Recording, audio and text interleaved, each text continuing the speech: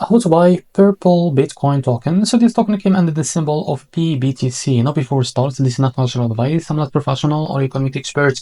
So before investing in any project that is found on my channel, please do your own research. And also there is a referral code down in the description. You can get free money rewards for crypto with the best referral code. Simply use the codes below, fund your account and enjoy the benefits. Check them out in the description.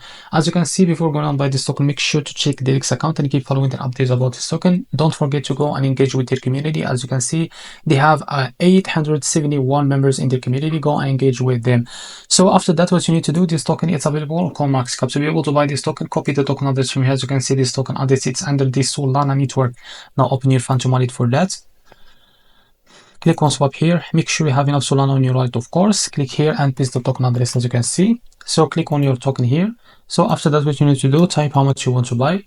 And here, as you can see, you will be able to see how much you receive of that token. After that, select the provider, for example, Jupiter. Make sure to read all of that information here.